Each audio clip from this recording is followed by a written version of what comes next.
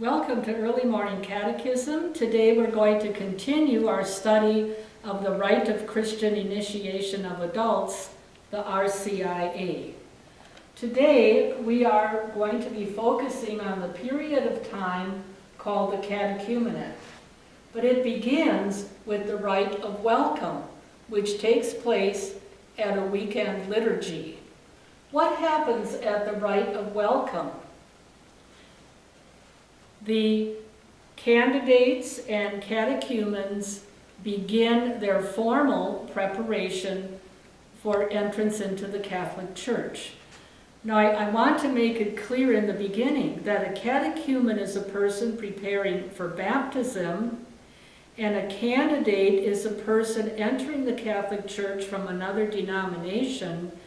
And throughout the instructions for the RCIA, it is emphasized that there's a difference between how we treat these people. We acknowledge the baptism of those coming in from another denomination, and we do not put on them unnecessary burdens. We don't always make them go through everything that a catechumen would go through. What happens at the beginning of the Mass is that the catechumens stand in the vestibule of church behind the doors, which are closed, and they knock on the door.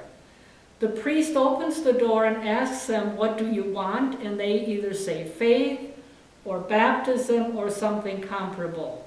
Then he invites them into the church building, and they basically go through a rite of what we call the signing of the senses. Now, for the catechumens, this takes place in the back of the church.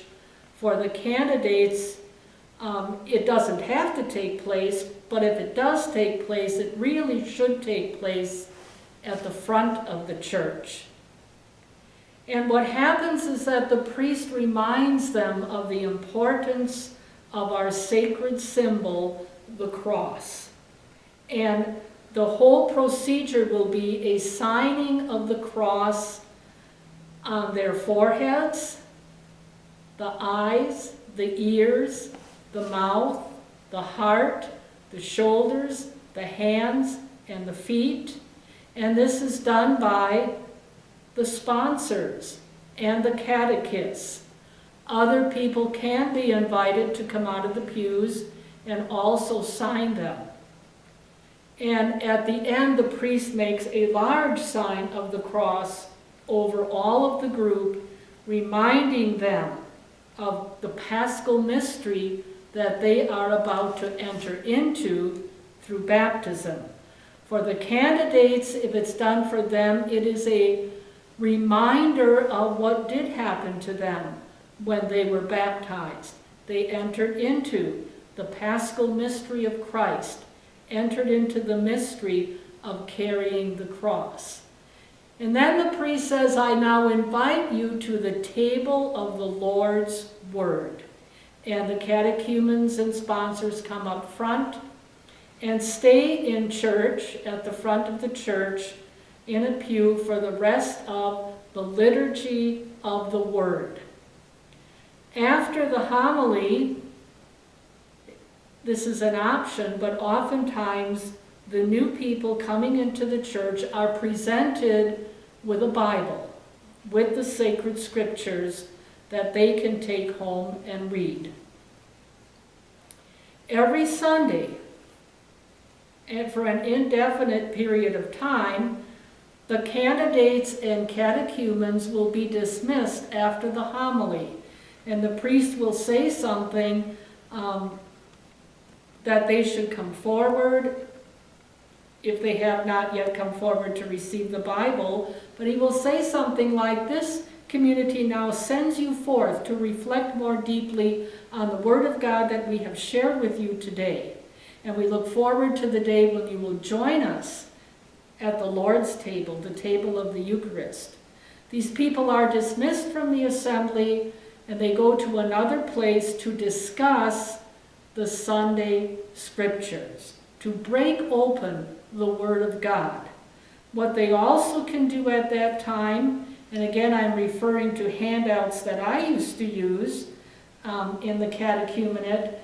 These are handouts that take them through the sacraments of the church and the moral life of the church. So in addition to discussing the Sunday scriptures, breaking open the Word of God, they will receive instruction about these important things. Now the catechumenate can go on for a year or for 3 years, because during a 3-year period of time they would have discussed all 4 Gospels. Usually, however, the catechumenate takes place until Lent comes along. When is the best time for the rite of welcome to take place? When is the best time for the catechumenate to begin? 2 times. Either on Pentecost Sunday, which would be the best time, because on Pentecost was the birth of the church, and from then till the following Lent would give them a lengthy period of time to discuss the scriptures.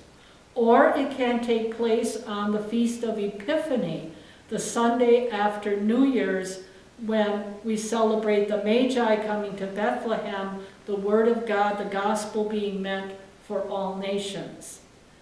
So again, a formal time of instruction when they learn about the Gospels and what the church teaches.